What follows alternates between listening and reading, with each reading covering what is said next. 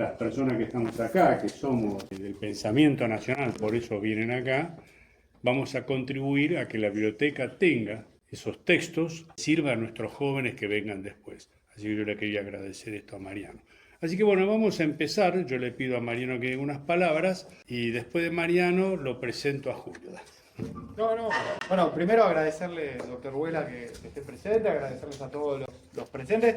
Como saben, el Instituto de Cultura, Sociedad y Estado es un instituto que se encarga principalmente de 3 carreras: Sociología, Ciencia Política, Medios Audiovisuales, y hace poco, hace ya en nuestra gestión, incorporamos una 4ª carrera, que es la Licenciatura en Seguridad Pública. En ese marco, nuestros docentes investigadores producen saberes que van en discusión sobre el Estado, la cultura, sobre las cosmovisiones y cómo el Estado realiza esas intervenciones y cómo el Estado también realiza intervenciones de efectividad para el desarrollo económico, social del territorio. En ese escenario, nuestro instituto siempre tiene un espacio de discusión sumamente amplio y democrático, en el cual lo que intentamos contribuir es a que todas las visiones y todos los espacios disciplinares y de producción de conocimiento estén como acciones optativas, teóricas y de desarrollo dentro de las carreras de Sociología, Ciencia Política, Medio. En ese contexto, Franco nos acercó la propuesta de realizar un seminario. Primero lo hicimos como seminario de extensión hace 2 años atrás, y ese seminario de extensión tuvo una buena aceptación de la comunidad en general, comunidad universitaria y la comunidad en general. Y luego Franco insistió en que podamos hacer un espacio que fuera disciplinar para la discusión sobre la teoría justicialista. En ese contexto empezamos a charlarlo, empezamos a establecer los criterios para poder llevarlo a cabo y luego también abrirlo al resto de la comunidad. Así que bueno, quiero agradecerle a Franco la propuesta, porque en sí es una primera instancia para nosotros, para un instituto, que tenga un espacio de discusión sobre una de las principales teorías políticas de nuestro país, de la Argentina, que es el justicialismo, con todas las diversidades dentro del espacio de la teoría justicialista como la que tenemos. En ese contexto, algo que siempre dice Franco y que le quiero recuperar, y lo voy a parafrasear al revés de como ocurre ahora con el doctor Huela, que Franco siempre dice: hay que debatir las ideas. Es decir, es un espacio, el instituto, como para debatir las ideas, como para que nos sentemos a discutir. No estamos de acuerdo, cómo la llevamos, cómo vamos a llevar a cabo. ¿Por qué? Porque para contribuir a la conformación de un Estado democrático con debate de ideas, es necesario un espacio en el cual tengamos todas, ¿no?, las herramientas a nuestra mano. En esas múltiples herramientas, yo tengo algunas que suelo utilizar más en mi proceso de investigación. Soy sociólogo, así que las investigaciones empíricas son nuestro métier. Generalmente partimos de las investigaciones empíricas y no tanto, de hecho, como dice Howard Hughes, no creemos en las investigaciones teóricas de la teoría del nada, sino que la teoría en la realización de la práctica investigativa. Pero más allá de eso, siempre es un espacio como para contribuir. Así que bueno, agradecerle al doctor Huela que haya venido a nuestra casa. Como saben, el doctor Huela es un teórico que ha producido investigación sobre el escenario en la filosofía. Es doctor de la Sorbona, así que bueno, agradecerle la presencia. Para nuestro instituto es importante el escenario de debate, así que creemos que es un buen lugar como para que lo tengamos y como para que produzcamos también cada vez más y mejor conocimiento sobre el Estado, sobre la política y sobre las contribuciones en la comunidad civil. Muchas gracias. Bien. Bueno, a nosotros lo que nos motivó es el tema de investigar acerca de qué es la comunidad organizada. Y eso es lo que hemos venido trabajando dentro de la teoría de la comunidad organizada. Eso lo sostiene el justicialismo.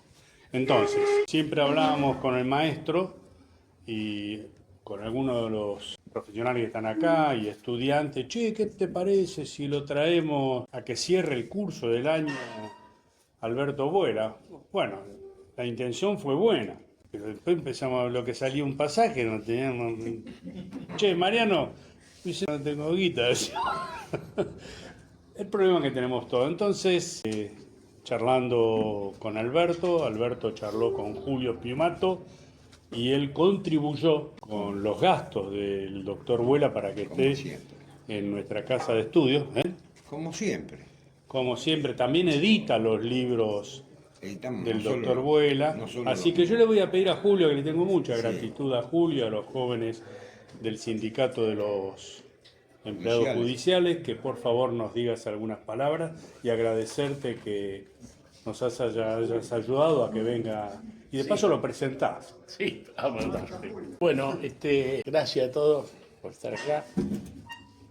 No fui yo el que colaboré con el pasaje, fue el gremio, ¿no? Nosotros, como buenos peronistas, creemos que en la organización vence al tiempo y fundamentalmente tratamos de una organización sindical reeditar lo que nos enseñó Perón, ¿no? La función de los sindicatos, ¿no? Y por eso, con Alberto y otros compañeros, hace tiempo constituimos el Centro de Estudios Estratégicos Suramericanos, CES. que hemos tenido una gran actividad, justamente en el campo esto del pensamiento estratégico, ¿no? Algo que nos enseñó Perón, que si vemos la realidad con ojos de provincia, estamos jorobados. Entonces tenemos que ver toda la realidad que pasa en el mundo y con una visión estratégica encontrar el rol que debe cubrir nuestro país, ¿no? Nuestra patria. Y bueno, lo de la comunidad creo que es central. Hay conceptos que son propios de esta teoría justicialista, que yo creo que es un gran aporte que hace la Argentina al mundo, ¿no? Porque no es una teoría solamente para la Argentina y para desarrollar, acá se desarrolló y tuvo efectos concretos, ¿no? Cuando se perdió de aplicar esa teoría en la Argentina, empezó la decadencia del país, ¿no? Con la dictadura genocida primero y después con esta democracia que evidentemente no ha dado las respuestas que necesitaba nuestra ciudadanía, ¿no? Por eso es importante saber que el concepto de la democracia en sí sola no soluciona los temas. Y por eso, para solucionar los temas de un país hay que tener claros los objetivos y claro un concepto colectivo, ¿no? Que precisamente es la solución que plantea la doctrina justicialista con la comunidad organizada, ¿no? Es el fin filosóficamente hablando, políticamente hablando, económicamente hablando, desde esa concepción hoy podemos pensar el futuro, ¿no? Y otra cuestión también que tiene que ver con la filosofía, uno nuestro, de Alberto fundamentalmente, un gran politicólogo ruso, Alexander Dugin, que gracias a Alberto vino a la Argentina a saludarlo y a partir de ahí él agradece porque él ahí conoció el peronismo. Él tenía una idea europeocentrista de lo que era el peronismo y en la CGT, lo confesó él, conoció el peronismo. Y después se transformó en un estudioso del peronismo. Y él siempre decía que Perón era el líder más grande, dice que es el Perón más grande de la humanidad, porque fue el único jefe, el único referente político de la humanidad que se sentó a discutir con todas las corrientes filosóficas de su tiempo, precisamente qué visión y qué respuesta tenían para la humanidad. Y él presenta en ese Congreso de Filosofía de Mendoza en 1900, presenta a la comunidad organizada. Y como dice Dugin, es el único, debatió ante todas las corrientes filosóficas y esto no tiene precedente en la historia de la humanidad. Así que entiendo para ustedes lo que es tenerlo a Vuela con ustedes, y bueno, disfrutémoslo. Solo decir que de nuestra concepción, la doctrina justicialista tiene conceptos claros, ¿no? El concepto de pueblo organizado, el concepto de organización libre del pueblo, es decir, la sociedad se organiza de abajo hacia arriba y como tal, con orgullo, yo pertenezco al movimiento obrero organizado, que ha sido la organización libre del pueblo más perfecta. Exacto. Que se concibió dentro del peronismo, porque es la que pudo resistir, aún el peronismo derrotado por golpe de Estado, supo resistir los embates y aún hoy es de lo poco que está resistiendo este consecuente embate liberal, neoliberal, como lo queríamos llamar, que precisamente lo que persigue es la destrucción de la conciencia nacional y del sentido de comunidad, ¿no? Entonces, un sálvese quien pueda. Así que bueno, lo dejo con Alberto, que... Bueno, yo voy a anotar primero lo que nombró, que es la editorial, que es CES, Centro de Estudios Estratégicos Suramericanos. Después el año 1949, que fue el año del hecho cultural más importante que se produjo en la historia argentina, que fue el Congreso de Filosofía de 1949. Fue el hecho cultural más importante. Sí, decime. Un segundito. Sí. Me faltó y pido disculpas, se me pasó, gracias Julio. No, Yo hablaba, por ejemplo, de la colaboración que tuvimos con Armida y también quiero rescatar la colaboración permanente que ha habido de dos jóvenes profesores. En Río Grande, la profesora Nidia Benítez, que siempre estuvo presente ahí, y también de este joven profesor de Julio Nochetti, que están siempre trabajando en esto y seguro que van a agarrar nuestras banderas, Alberto, y van a seguir adelante. Bueno, nada más que muy bien. muy bien. Bueno, yo también tengo que agradecer. Bueno, Julio, yo no tengo ni que hablar de él, pero bueno, agradezco públicamente el apoyo del Sindicato de Judiciales, el haber estado acá. Le agradezco a Julio Aramburu, a Federico, Isidoro, el esfuerzo que hace. Isidoro, perdón, no me lo deja ver la sombra. Agradezco efusivamente, porque si no, no hubiera podido estar acá, no hubiera podido estar en ¿cómo se llama? En Río Grande. Agradezco también a la universidad, ¿no? La invitación a la universidad. Yo fui profesor, formo parte de la prehistoria de esta universidad, porque fui el primer profesor de la Universidad de la Patagonia, San Juan Bosco, cuando se hizo nacional, en el año 72. Cuando vine acá en el 2005 todavía existía la universidad y me dieron un reconocimiento. Normalmente yo empiezo, hago breve, no soy de hablar mucho, ¿no? Pero hay algo que dijo Julio, siempre me sirve de disparador, porque somos un poquito más que amigos. Él dice que el sindicato es donde se plasmó mejor la idea de comunidad organizada. Perón intentó en 3 instancias fundamentales realizar esto. Fue en la CGU, la Confederación General Universitaria, fue en la CGP, la Confederación General de Productores, y fue en la CGE, la Confederación General de Económica, con Bronner y compañía. Y también intentó en los municipios, hizo varios intentos, pero fueron todos episódicos. Donde mejor se plasmó, donde mejor funcionó, fue casualmente en los sindicatos. Vos dijiste eso, quería mostrarte cómo intentó, pero no por distintas circunstancias. Los condicionamientos políticos, en los universitarios, en los profesionales, los vicios de formación, la Confederación General de Profesionales, y en la CGE, la Confederación General de los vicios de los empresarios prebendatarios y colgados del Estado, ¿no es cierto? No. La tradición empresaria argentina es una tradición empresaria muy maleable, no existe. Y un día fabrican una cosa y otro día otra, y no hay una tradición. Por más que yo en mi familia he tenido un industrial extraordinario que fue carrocero, y siempre tengo la idea de que, bueno, los empresarios pueden ser como mi tío, pero no son así. Entonces, donde se plasma mejor es en el sindicalismo. ¿Y el sindicalismo qué viene a hacer? Bueno, viene a ser un amortiguador social, en el primer peronismo. Es un amortiguador social, ¿por qué? Y bueno, porque la lucha que planteaba la izquierda, que era una lucha entre proletarios y burgueses, el peronismo la dice la oligarquía. La opción para el peronismo es oligarquía o pueblo, mientras que para la izquierda era proletario burgués. Entonces, los sindicatos hacen una especie de amortiguación social. Pero, ¿qué producen a su vez? Y a su vez producen algo que es fundamental: la movilidad social. Turismo, salud, formación, condiciones de trabajo, todo eso se plasma. ¿Y quién lo plasma? El sindicato.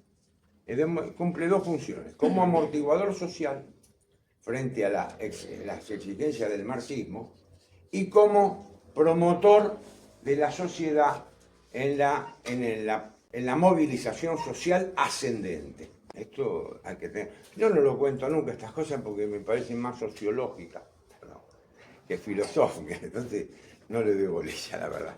Pero bueno, ya que está esto, le hago este tipo de consideración. El tema de la comunidad organizada, yo le voy a explicar el esquema de comunidad organizada. El esquema parte de la distinción entre Estado y gobierno. Yo estudié eso en muchos filósofos. Por ejemplo, en el libro del Estado, Jacques Maritain esa distinción no la hace. Dice no, que esa distinción no existe entre gobierno y Estado. Lenin dice lo mismo. Dice no, hacer la distinción entre gobierno y Estado es perder el tiempo. El fascismo que dice no, ¿el Estado qué es? El Estado es la encarnación de la idea ética. Porque el fascismo, contrariamente a lo que dicen los profesores universitarios, para poner un caso, vamos a agarrar de enemigos a los profesores universitarios, porque son los que toda la vida han convivido. Entonces, ¿qué dicen los profesores? No, el fascismo proviene ¿de dónde? De Hegel, porque para Hegel el Estado era la encarnación del espíritu absoluto, el Estado. Entonces ven, la encarnación del espíritu absoluto, la encarnación de la idea ética, todo dentro del Estado, nada fuera. L'Estato fine, no l'Estato meso, el Estado como fin. Y dice Perón, el Estado es un órgano todo de ejecución. Un órgano de ejecución, como el Estado es un órgano. Ya venía, decía Hobbes, el Dios mortal, el Dios mortal. El Estado es el Dios mortal, es el Leviatán. Los teóricos, todos los teóricos que hablan del Estado, no, el Estado es el que regula las relaciones entre... Es el Estado. ¿El Estado qué es? El Estado el que regula las relaciones, es la instancia neutra de la regulación de las relaciones entre las religiones protestantes y católicas, que es donde surge el Estado. Esta es una idea moderna. Entonces le daban una sustancialidad, todo. Y viene, pero dice, es un órgano de ejecución. ¿Cómo un órgano? En griego quiere decir instrumento, ¿no es cierto? Órgano, es instrumento. Un instrumento de ejecución. Ahí yo me quedo, digo, pero no, ¿de dónde sacó la idea de órgano de ejecución? De ningún lado. No hay antecedente. Yo no encuentro antecedente. No encuentro ningún antecedente. No hay ningún antecedente teórico que haya un teórico anterior a Perón que diga que el Estado es un órgano. No hay ningún antecedente. Los invito a ustedes que investiguen. Yo investigué, ya llevo 40 años investigando esto, ya no investigo más. Después, ¿qué dice? Pero no termina ahí. Después el gobierno. ¿Qué es el gobierno? El gobierno es el elemento de decisión, de concepción, dice él. Concepción. Bueno, yo escribo así para entretenerme con esta vida. Entonces dice, el Estado es un órgano de ejecución. El gobierno es un órgano de concepción. Es verdad, el gobierno concibe, dice, bueno, vamos para allá, vamos para acá. Y si ustedes miran el Estado, les voy a poner un ejemplo que es de estos días, o de estos últimos años, porque es muy difícil decir qué es el Estado. El Estado no tiene un ser en sí.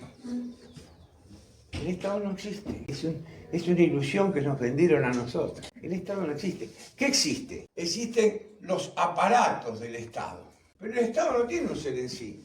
Por eso cuando viene el gobierno dice, ahora el Estado tiene 21 ministerios. Después viene, no, un ministerio. Porque el Estado no se puede, pero el Estado no existe. Cuando me dice acá el profesor, como un buen sociólogo, dice, no, porque el Estado ayer pensó en el aire. Pero esto es muy difícil porque es todo un mundo teórico. Yo hago filosofía. Bueno, algunos dicen que algo debo hacer, pero es desarmo un mundo teórico. Nunca no pueden pensar a partir de... No piensen, porque están pensando en un ser de razón. Este es un ser de razón. Y si viene un gobierno y dice, el Estado tiene 2 ministerios, ¿y qué van a decir ustedes? ¿Cómo? ¿Y el Estado qué? 2 ministerios. Y otro dice, tiene 20. Le quito tal dirección. No le cae a ustedes en la cabeza que hay algo que no tiene sustancia. Un Estado sin ministerios, ¿qué es? Un Estado que no tenga aparatos, ¿qué es? Es un anillo sin borde. ¿Qué es un anillo sin borde? La nada. Le quito todos los aparatos al Estado. ¿Qué queda? Nada. ¿Estamos? Entonces, el gobierno se maneja con esta idea de Estado, una idea totalmente. Pero dice no, es un órgano de ejecución. ¿Quiénes son los órganos? Los ministerios, las direcciones, las secretarías, etcétera, etcétera. Los subsidiarios que tiene el Estado. Entonces, el gobierno ¿qué hace? Concibe. Bueno, hasta ahí se podía haber quedado, pero ¿para qué se va a seguir hablando? Si ya acá, con esto solo del Estado, muchachos, ustedes no se dan cuenta de la cantidad de libros que hay que quemar. Porque ¿qué hacen con las teorías del Estado? ¿Qué hay que hacerlo? Quemarlo.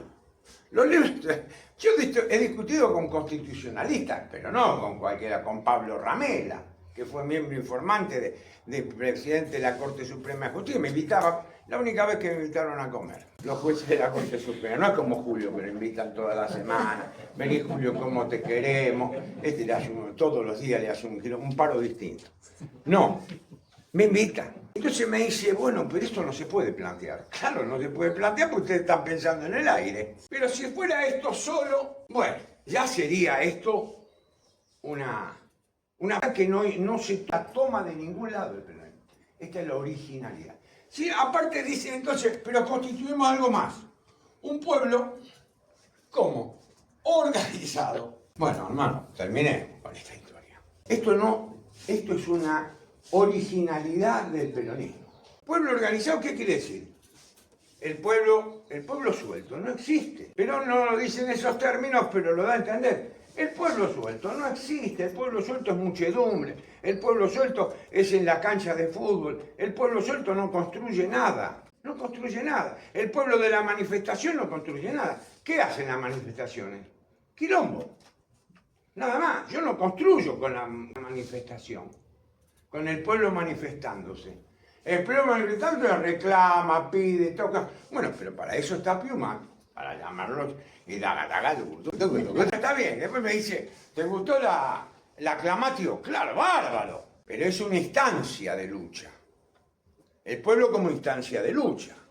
Pero como constructor de la sociedad, a él tampoco le sirve. ¿Y qué es el pueblo? ¿A través de qué se organiza? Dice, organizaciones libres del pueblo. OLP, como si fueran la OLP de...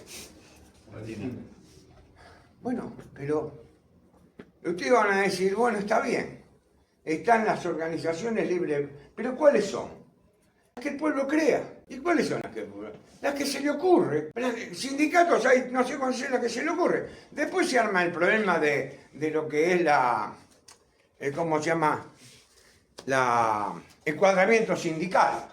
Porque un sindicato en su representación pisa a otro y demás. Bueno, para eso está la CGT, para eso están los jueces y para eso está. Pero se pisan ¿por qué? Y porque nacen naturalmente. Hace 20 años no estaba el sindicato de perros. Ahora está el sindicato de paseadores de perros que no pueden pasear más que 12 perros. Porque han estudiado. Tipo con 12 perros, cuando va con 16 ya está de contramano. Es decir, el pueblo se organiza ¿cómo? Libremente, porque se le ocurre. Los sindicatos no los crea el Estado, como en el caso del fascismo. No tiene nada que ver con, como Natalio Botana dice, o Sebrelli, que murió ahora hace poquito, o tantos liberales. El peronismo se inspira en la Carta de Barón. Minga, no se inspira en nada.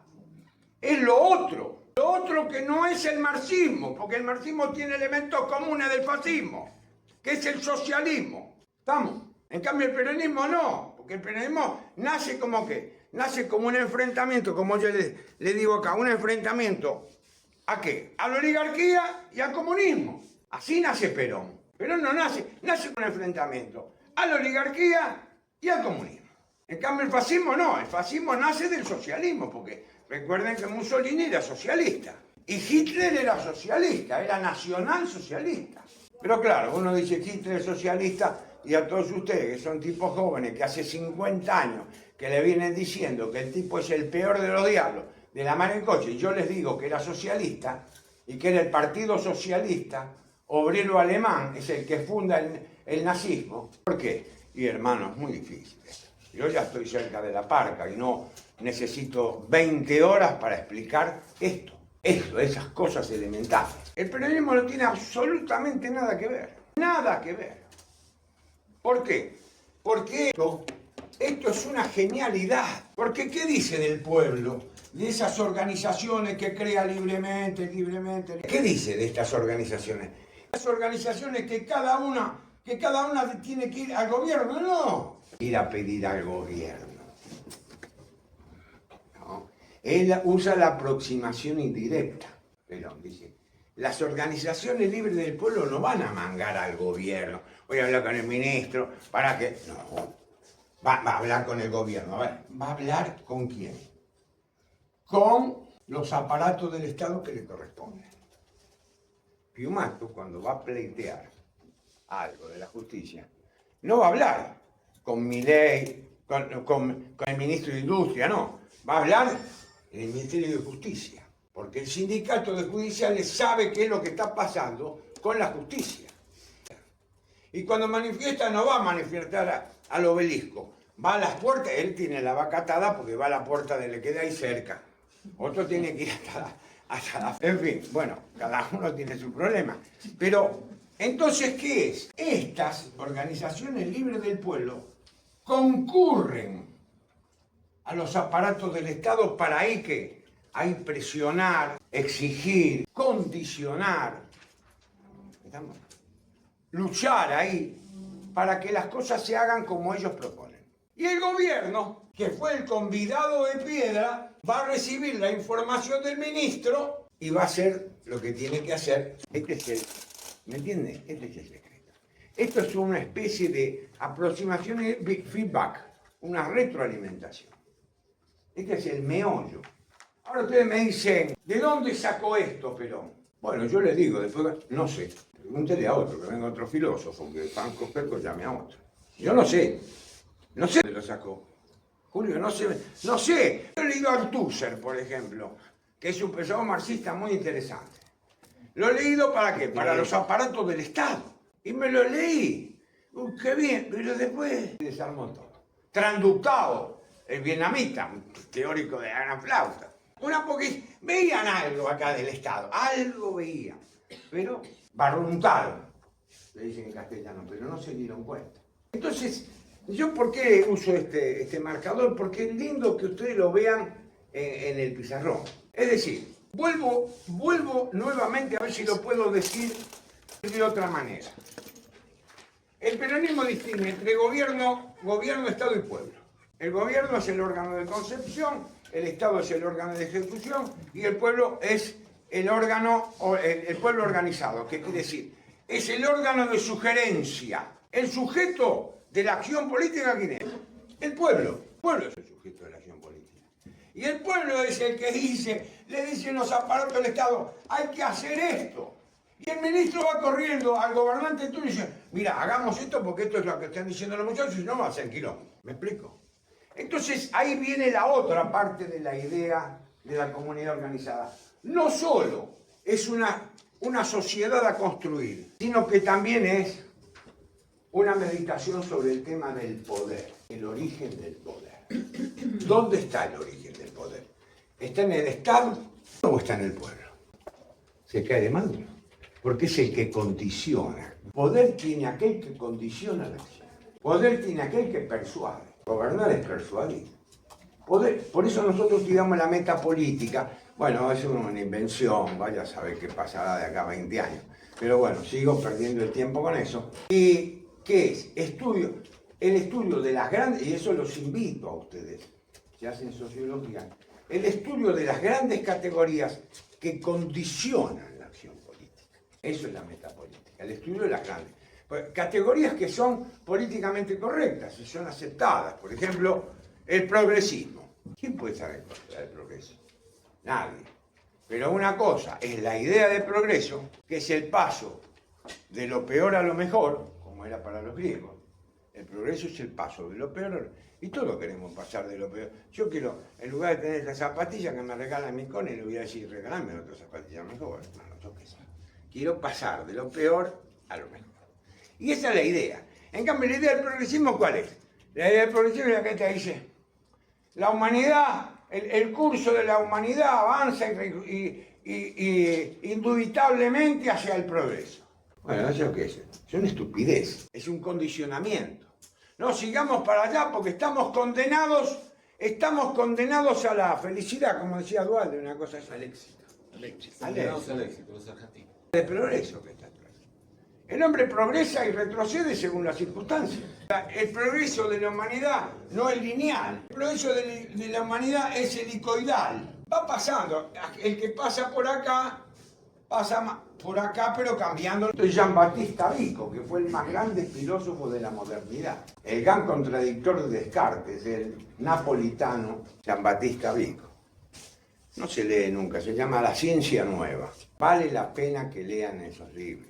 Pero vuelvo al peronismo. Entonces, esta idea de comunidad, el poder está acá, en el pueblo, pero en el pueblo organizado. El pueblo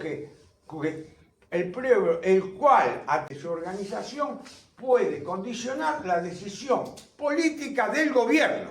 Pero no puede ir a pedir al gobierno, tiene que ir indirectamente a los aparatos del Estado. Este es el meollo, por eso yo digo que la idea de el libro es muy interesante, pero es como ese sincrético porque han metido muchas manos los mismos escribas de los presidentes, pero los capítulos 21 y 22 son los capítulos que salieron de la mano de Perón donde está esto. Hay que saber leerlo, esto les va a ayudar mucho para cuando lean, entonces comprendan de qué se está hablando. Esta teoría es una teoría originalísima. Está a la altura de cualquier de la teoría del marxismo, del liberalismo, del fascismo. ¿Por qué? Pero ¿por qué es esto? ¿Por qué? ¿Por qué? ¿Por qué? ¿Por qué le surge a Perón? Tenemos que estudiarlo a él. Y él, la mejor definición que encontré de Perón fue la de su uno de los hombres más inteligentes del peronismo, que fue Hipólito Paz. El Tuco Paz, su canciller que tenía 30 y pico de años.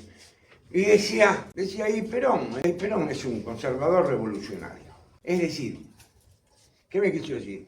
Que para el peronismo, la realidad es lo que es. Lo mismo piensan los conservadores, pero más lo que puede ser. Que es lo que le pasa al marxismo, que se para siempre en el éxtasis del futuro. Un conservador revolucionario.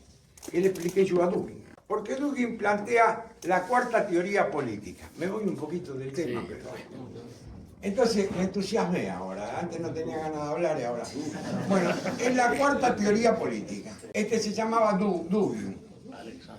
Es un teórico, aparte de amigo nuestro, amigo Julio. Este hombre planta la cuarta teoría política que dice, la primera teoría política fue la del liberalismo. La segunda teoría política fue la del marxismo. La tercera fue la de los fascismos europeos. La cuarta teoría política es la de Dugin. ¿Dónde se apoya Dugin para hablar de la cuarta teoría política? Se apoya en algo que fue una revolución que no se plasmó, que es la reacción de todos los buenos intelectuales alemanes a la República Liberal de Weimar. Es la revolución conservadora alemana. Revolución conservadora. Yo le digo, bueno, pero es un conservador revolucionario. Y en ese sentido también hay coincidencias. Entonces le comentaba que el peronismo plantea la tercera posición, ni yanquis ni marxistas, peronistas. ¿Estamos? Y esa tercera posición, ¿en qué se apoya? Esa tercera posición se apoya en esto, en la construcción de una sociedad donde yo recupero lo que hay y lo proyecto hacia adelante. Fíjense que en ningún momento en la exposición del peronismo se plantea la negación de la realidad.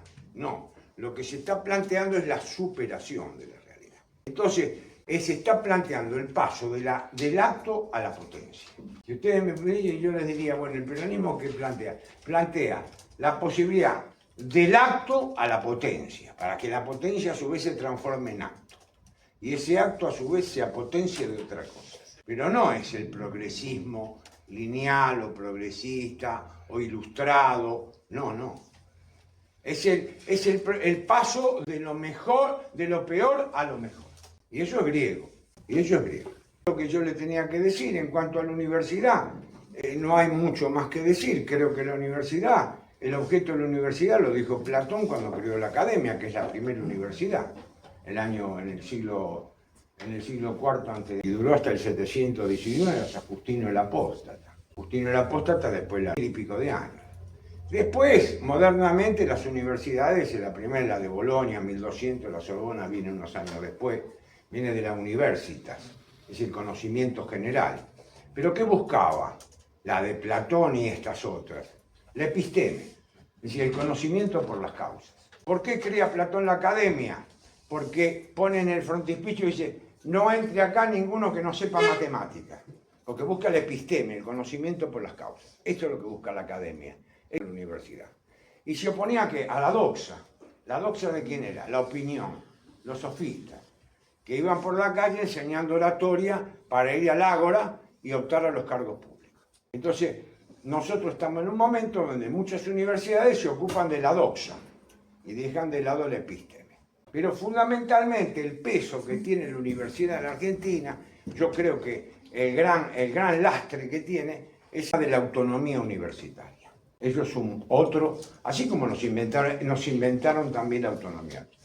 Señores, no puede haber una universidad separada del destino de su comunidad. No puede.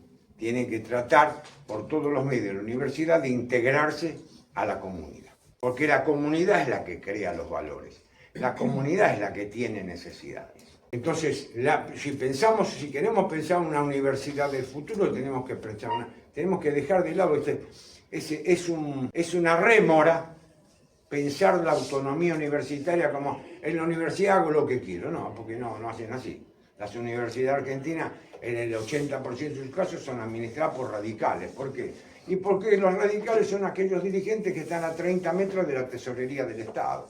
Entonces, de ahí sacan la plata. No hay mucho más en esto, no hay mucha miga en todo esto. Por eso dice muy bien, en el proyecto argentino para el modelo nacional, que lo sacó el CES también, acaba de sacar ese. Dice, los valores, en la parte de cultura, los valores los inculcan, y los valores los inculca la escuela primaria y la familia. Los valores morales. Los valores patrios del colegio secundario. Fíjense que es simple. ¿Y la universidad qué? La universidad, los valores de la técnica y de la ciencia. Eso tiene que enseñar que episteme. Yo no tengo. Por ahí se me ocurre alguna cosa, pero bueno, se me acabaron las ideas. ¿Qué me mira? Se me acabaron las ideas. No tengo más ideas. Bueno, pero pregunten. Ah, no. Ahora pregunten todo lo que quieran. Bueno, Está abierto el debate, ¿eh? no. La pregunta, ¿qué opinó Dugin?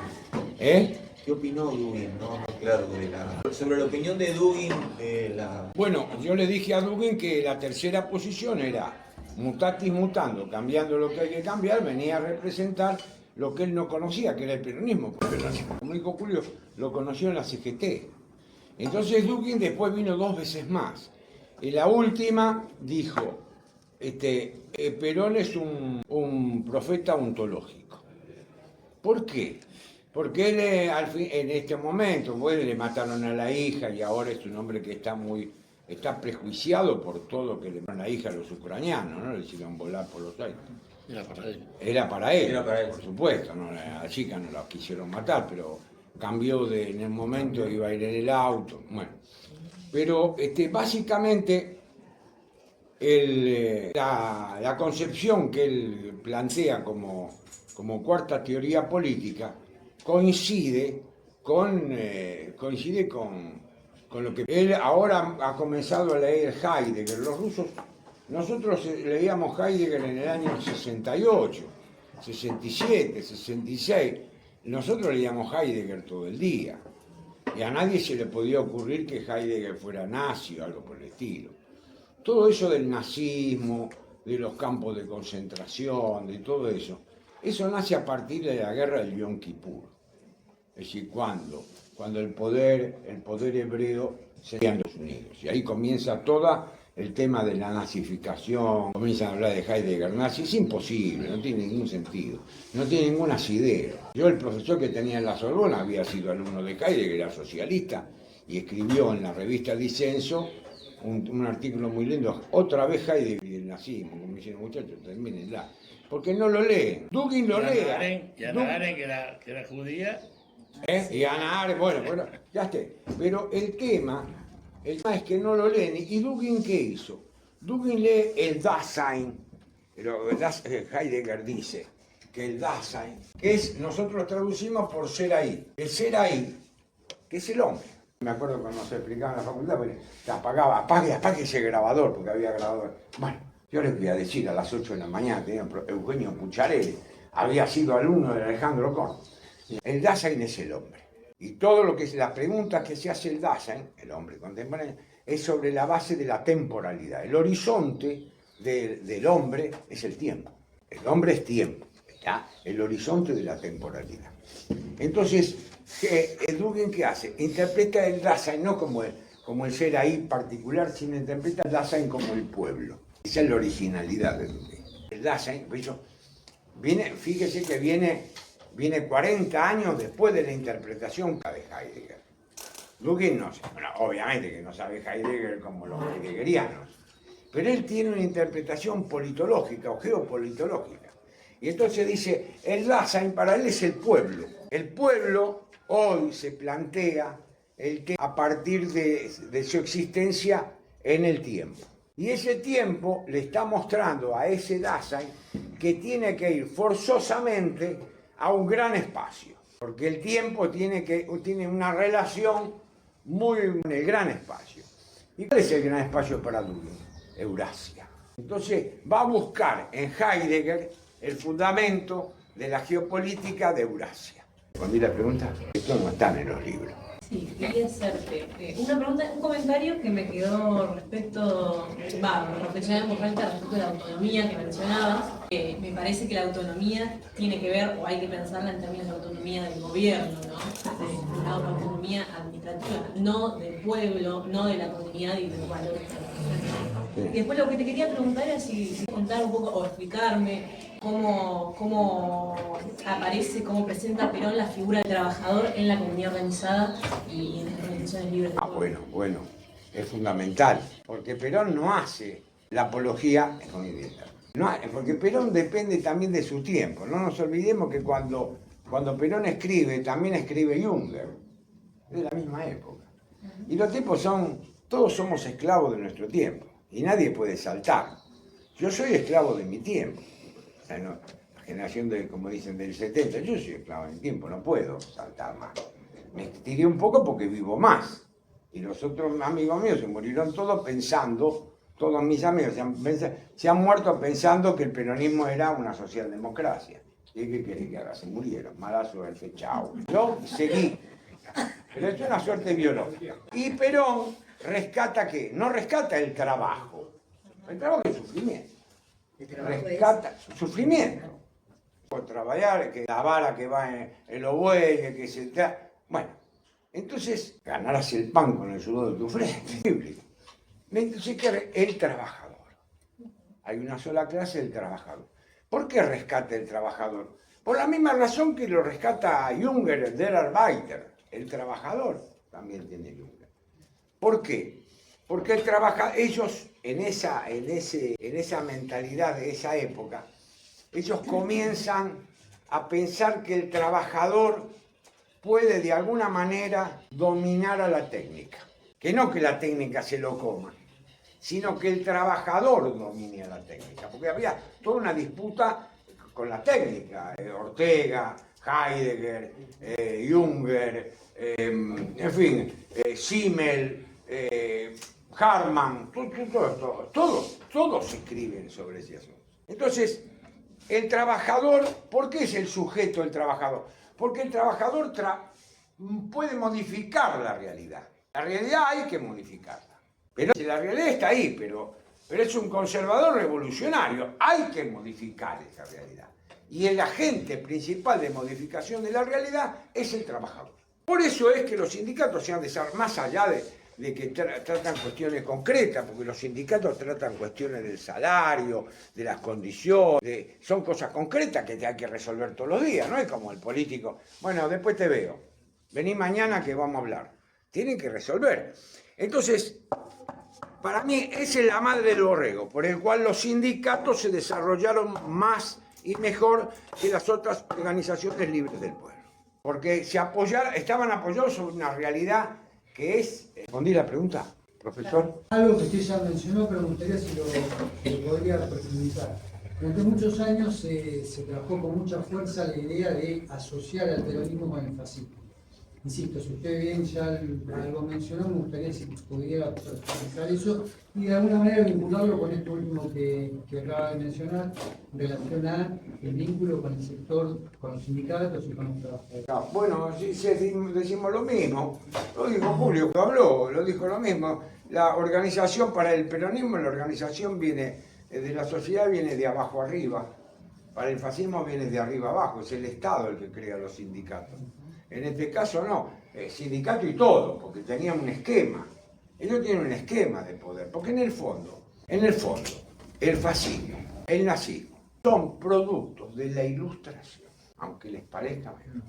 La Ilustración tiene así como nosotros nos creemos la Ilustración francesa, la Ilustración tiene rasgos totalitarios terribles. ¿Y saben dónde se ven esos rasgos totalitarios? En el positivismo jurídico.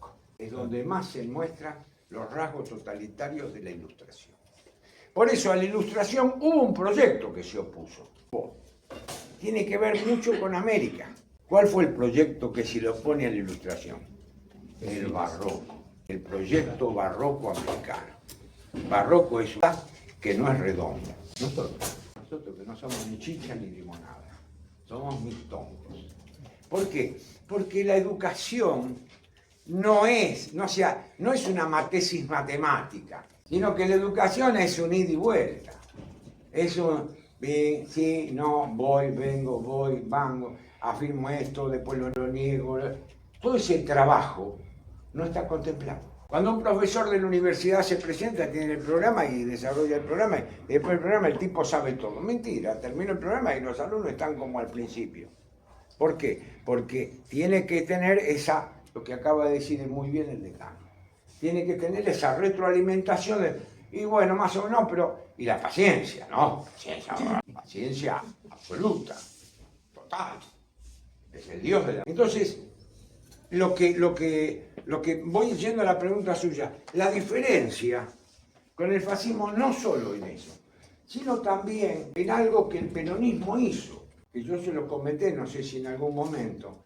El peronismo primero creó la Constitución del 49 con todos los articulados, que son articulados sociales, que es extraordinario y demás.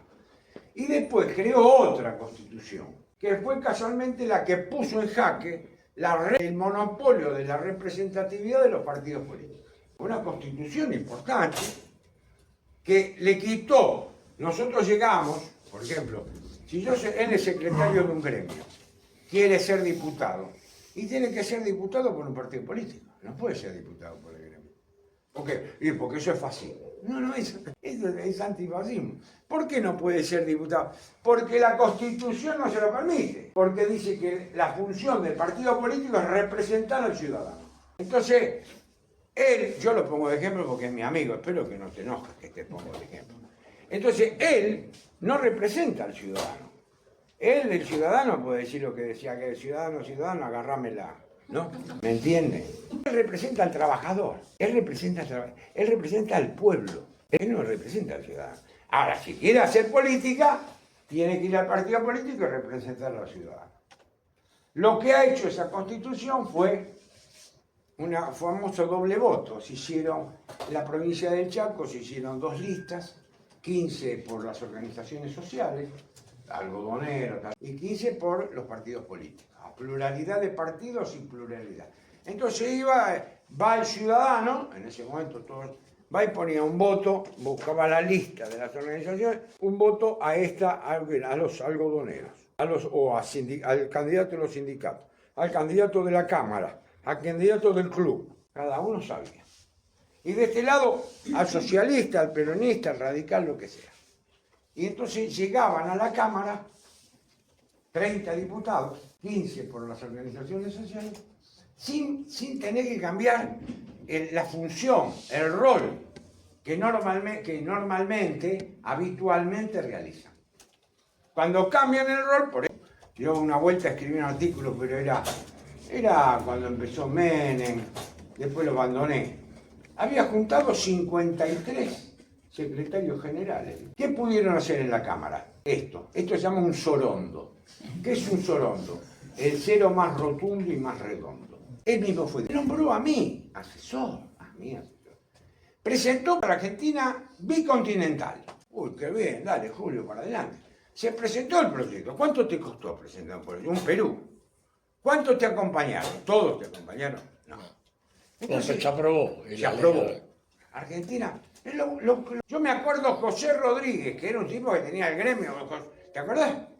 Se fue de la Cámara. No lo dejaban. Los que manejan el partido lo condicionaban de forma tal que Guerrero, ¿te acuerdas? Guerrero de la UOM, no pudieron hacer nada.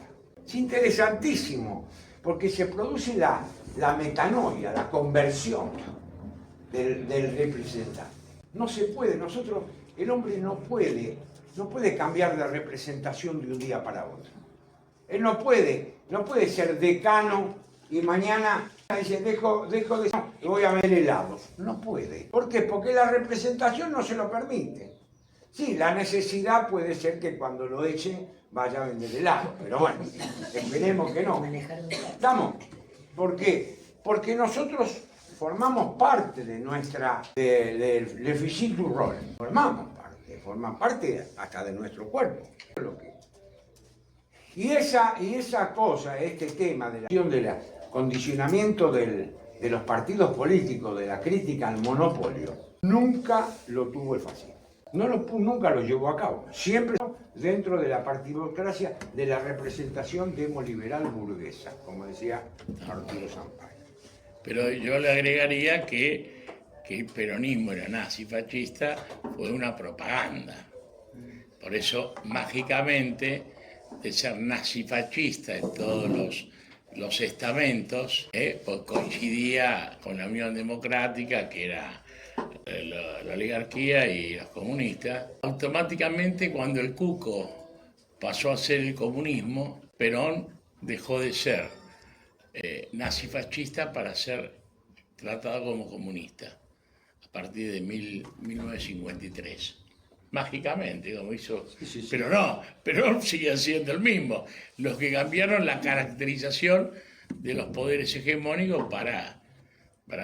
Yo te cuento una anécdota. Carlos Fay, que falleció, un socialista, miembro de la Corte Suprema. Que fue hasta los 90 años. Sí. Este era antiperonista, era alcabraba, escrito libros, que Perón era nazi, fascista, todo. Una vuelta, unos años antes que se retirara, yo lo iba a ver por la función gremial, ¿no? El miembro de la Corte. Y siempre me recibía, me regalaba libros, personajes. Y un día me dice, Piumato, después de 45 años he descubierto que Perón no era ni nazi ni fascista. Me dice, ¿sí? Por fin, doctor. Le digo, tenía 3 mentores, 3 inspiradores. Yo digo, Fay era un... Y bueno, me dijo, Maquiavelo, Talleyrand y el Bismarck, según Fay, ¿no? Pero, viste, nada que ver con el nazifascismo. Él había llegado a descubrir eso, porque es elemental, es toda la producción, porque si hubiera sido nazifascista, esto no se produce, esto es la antítesis. Por eso, en Brasil, que estaba Getúlio Vargas, que venía de formación nazifascista, él armó, como en Italia, como Mussolini... El Estado Nuevo. Claro, armó la central sindical y la central empresaria. Cuando se suicida Getúlio Vargas, a los 15 días no existía más eso. Era una creación de arriba para abajo, cosa que no pasó acá con el derrocamiento de Perón y nunca con los sindicatos. Es una gran... Los gobiernos armar eso. Nosotros tenemos también una experiencia reciente, que Julio puede contar porque nosotros viajamos a Venezuela, cuando Chávez quiso crear el sindicalismo propio. Y le dijimos, era un congreso, en Sheraton Hotel había 2.500 del Frente Farabundo Martínez, todo marxista. Era todo izquierdo, no había nada. Los únicos que no éramos marxistas de casualidad éramos nosotros. Él le decía, no, pero yo estuve 7 años por montoneros preso. Los montoneros también son comunistas. No, los montoneros son nacionalistas, vaya a ser, no sé. Mentira, esto es mentira. Esto. Entonces, para, y le digo, Julio, ¿qué hacemos? Los otros sindicalistas que venían, ninguno quería hablar, porque todo, bueno, tiene que explicar esa realidad. ¿Qué pasaba? Chávez quería reemplazar a la organización gremial, pero no que tenían, que eran demócratas cristianos y esas cosas, la CTV, ¿cómo era CTV? CTV. Tenía un edificio, ¿no? No se pueden crear los sindicatos, es un poco lo que, bueno, pues Julio le dice, los sindicatos no se pueden crear por decreto, los sindicatos los crean los trabajadores. No se pueden crear. El sindicato de judiciales, ¿cómo se crea? Lo crean los trabajadores. Los sindicatos de paseadores de perros lo crean los paseadores de perros. Y los sindicatos de los carpinteros. Es decir, no se puede. Esa es la gran que acá hay con el fascismo. Y con cualquier otro que quiere manipular la realidad. Porque, ¿qué es lo que pretende? Cuando un gobierno no puede manejar esto por distintas circunstancias, porque es un gobierno, yo creo, a los poderes económicos, no puede manejar los aparatos del Estado, trata de manejar esto. En arriba, buscan abajo. Esto es lo que sucede. Yo calculo que va a suceder ahora. Sí. Yo calculo que va a suceder ahora. Bueno, ¿alguno tiene otra pregunta? Ah, sí. Me quedó algo pensando respecto al rol que cumple el trabajador en la comunidad organizada y quería preguntarle qué diferencia tiene con el rol que cumple el trabajador para el pensamiento socialista. ¿Para el pensamiento? Socialista. No, apoya al trabajador. Teóricamente, el socialismo apoya al trabajador. Y al trabajador lo apoya el proletario. ¿No? Lo que sucede después entra en una contradicción, el socialismo en ese tema entra en contradicción ¿con quién? Con el anarquismo, porque el socialismo lo que quiere es que el trabajador sea siempre proletario, y el anarquismo le dice que no, los anarquistas que decían no, yo quiero progresar, entonces si queremos progresar no quiero ninguna autoridad. La diferencia es que el anarquismo le va a decir, el anarquismo, que es una variante del marxismo, le va a decir a los marxistas, señores, no, yo quiero pasar de proletario a burgués, si ustedes quieren. Esta es la gran disputa que hay entre Max Stirner, por ejemplo, en el libro El único y su propiedad, el anarquista como Max Stirner. Es decir, los anarquistas se plantean, no, muchachos, nosotros no podemos toda la vida laburar de proletario. Yo quiero también progresar, quiero pasar de lo peor a lo mejor. Tengo derecho. Esto es lo que pasa. A la victoria en la lucha si se da la victoria en la lucha de clases como la frente del comunismo, no existirían más clases, entonces obvio. Tranquilamente podría decir, obvio. ¿Qué importa si sos proletario o burgués si no existen esas categorías? Bueno, eso es un planteo teórico.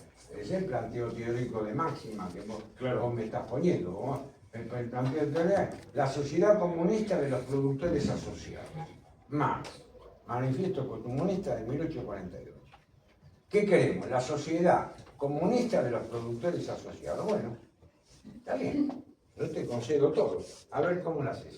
Lo que vos decís tenés toda la razón teórica. ¿Cómo lo haces? Contame cómo haces para salir. ¿Cómo haces? ¿Por qué? Porque una cosa es el dicho y otra cosa es el hecho. Y esta es la gran polémica, lo que vos acabas de decir, la gran polémica y la gran polémica entre marxismo y anarquismo. Esta es la gran polémica, Yo creo que los anarquistas estaban mejor fundados, mayores fundamentos, in re, es decir, en la realidad, que el marxismo, por reacción, ¿no? Por disidencia. Perdón, el rol que juega el trabajador tanto en el marxismo, el socialismo, como en el peronismo, la comunidad organizada, ¿es el mismo? Obvio, no. No es el mismo. Porque una cosa, el trabajador acá es constructor de la sociedad. El peronismo es constructor de la sociedad. En cambio, en el marxismo no. El marxismo no es constructor de la sociedad. En el marxismo es motor de la lucha de clases. Es una cosa distinta. para debatir, charlar con mi compañero respecto de eso. Me parece, opiniología mía, que me corrige el filósofo, que yo lo que veo la diferencia es en qué entiende por trabajador el peronismo y el marxismo. El peronismo creo que no distingue en quién es el propietario de los medios de producción. El empresario también es un trabajador para el peronismo porque transforma la realidad. No distingue en la propiedad de los medios de producción, creo yo. Claro. Sí, a ver, yo entiendo y es verdad, pero ahí lo que estamos, yo no estoy hablando de la concepción del trabajador, sino del rol del trabajador dentro de estas dos teorías. Claro, el marxismo es la revolución permanente. Esto es así, es la revolución permanente. Entonces siempre estás en el futuro, siempre estás Nunca llegás a la dictadura del proletariado. ¿Quién llegó a la dictadura del proletariado? No llegás, es que no. ¿Por qué? Porque siempre es la zanahoria delante del perro. Siempre es del perro, ¿viste? Del perro. Como yo no sé nada de campo, entonces... Sí, Alberto, ¿no pasa un poco eso? Digamos, la comunidad organizada se asienta en la convicción de ese trabajador que sabe que se realiza al mismo tiempo que una comunidad se realiza. Exacto. Es en nosotros, en el fondo es en nosotros. También hay algo que en el peronismo hay algo de hegeliano, el paso del yo al nosotros. Hay algo de Hegel. Pero bueno, eso es una distinción filosófica. ¿Por qué? Porque en realidad el trabajador, en la medida en que trabaja, se va haciendo a sí mismo, Bildung.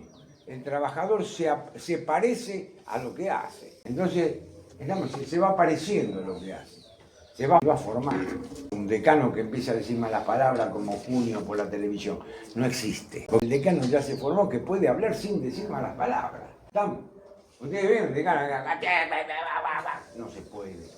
Porque ella se fue formando en tener un lenguaje persuasivo, que es lo que le permite gobernar. ¿Estamos?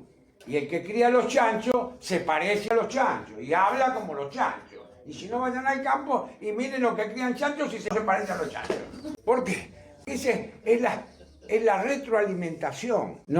Nosotros nos parecemos a lo que hacemos. Nosotros en la justicia vas a la morgue y los que trabajan en autopsiones parecen muertos, parecen... ¿Viste? Es verdad. ¿Viste? Que no soy yo. Es verdad. Bueno. Es decir, no sé, es un fenómeno de la vida, ¿viste? Es el Los vínculo. gringos que crían pollo parece. Por eso uno no tiene que buscar un trabajo enajenado. Pues a lo de la morgue parece que Sí. son zombies caminando. Ahí caemos en el otro tema, el trabajo enajenado. El trabajo enajenado es aquel que me aliena. Por eso nosotros estamos en contra del trabajo enajenado. Todo el mundo quiere tener un buen trabajo, no solo por el sueldo, sino porque el trabajo enajenado me aliena a mí de mí mismo, ¿no? Y si no, vaya a ver cuántos tipos quieren trabajar de verdugo. Por eso el verdugo se pone la capucha. ¿O por qué se pone el verdugo la capucha? Es un trabajo de porquería, cortarle la cabeza a la gente o colgarlo. Entonces se pone la capucha, para evitar la sanción moral. Bueno, yo creo que fue linda la charla, ¿no? Bueno, yo les saco. Bueno, listo el pollo. Listo el pollo y la gallina pelada. Gracias, Julio. Bueno, Estimado... Tenía que haberle dicho que sos el mejor. amigas y amigos, Demasiado alcahuete. yo lo que les puedo ofrecer es, el doctor había traído unos textos, se acabaron, pero después me pueden ver, busquen en internet las obras que tiene él y por ahí las podemos conversar, cuáles son las que más nos servirían a nosotros. En el tema puntual nuestro, que tenemos la materia Introducción a la teoría política de justicia, yo recomiendo este libro. Mostrame el librito. Teoría del peronismo. Esta es de la editorial Docencia, después hay otra que trajo que es de la editorial CES. Sí, la del CES es más acabada. Es perfecta. Ella es una versión, pero es una versión anterior. La del CES es perfecta. Correcto, entonces. Que se puede comprar en el sindicato de judiciales. Ahí ustedes van a encontrar desarrollado lo que dijo el profesor acá, el tema del bosquejo de la comunidad organizada, qué es una comunidad organizada, forma del Estado contemporáneo, modelos sindicales, semejanzas y diferencias que tienen los distintos modelos sindicales. Creo que es un buen texto para que podamos comprender este pensamiento alternativo frente al marxismo, al liberalismo, al fascismo, a la socialdemocracia, que es el justicialismo. Por eso yo tengo mucha gratitud, como dije a Mariano, Julio, a Nidia, que podamos en esta casa. No hay en muchos lugares, se estudia en la Universidad de Lanús. El amigo Pancho Pestana pudo hace 2 años también incorporarlo en la Facultad de Ciencias Sociales de la UBA. Después hay un amigo que lo tiene también, que fue rector en la de Jujuy, lo incorporó también. Después hay otro amigo en Posadas, colega de tuyo, Mariano, hay un colega tuyo que nos dieron la materia ya. Bueno, creo que cuando damos las charlas sobre la teoría, yo hablo de teoría y por eso marco la diferencia con respecto al Estado contemporáneo, que es el liberalismo, que es el marxismo, que es el fascismo, que es la socialdemocracia y que es el justicialismo. Justicialismo nunca nos dieron, entonces ustedes van a tener una teoría más y luego deciden libremente lo que quieren ser. Así que por eso digo, para que nosotros ser libres pensadores nos falta un elemento, a nosotros los primeros. Después hay un texto que tiene que ver, que también lo recomiendo, lo tiene, que se llama Pensadores Nacionales Iberoamericanos. ¿Por qué? ¿Qué es lo que creen los iluminados? Que la mente criolla no tiene. Yo les nombro alguna vez Euclides da Cunha. No tienen ni idea quién es Euclides da Cunha. Franz Tamayo. ¿Quién conoce a Franz Tamayo? Un gran pedagogo boliviano. Enrique Sureña. ¿Saben? No lo escucharon, ¿no? Tiene un texto que se llama 6 ensayos iberoamericanos. Brillantes pensadores de nuestra América criolla, que han sido invisibilizados en la academia. Así que yo les recomiendo estas cosas. Y después busquémonos, siempre nos vemos, nos juntamos, podemos hacer talleres de estudio, porque ¿qué es lo que digo yo? Yo la gratitud que le tengo a Alberto, que me abrió la cabeza, y yo le digo con los estudiantes que estamos trabajando, es la primera vez en mi vida que yo con un grupo de personas debato teoría justicialista. Algo está pasando. Así que yo les agradezco también a los que vienen, a los que leen. Lo vamos a enriquecer todo esto. Y si estamos equivocados, mejor que no se desarrolle. Nada más. Gracias por estar aquí.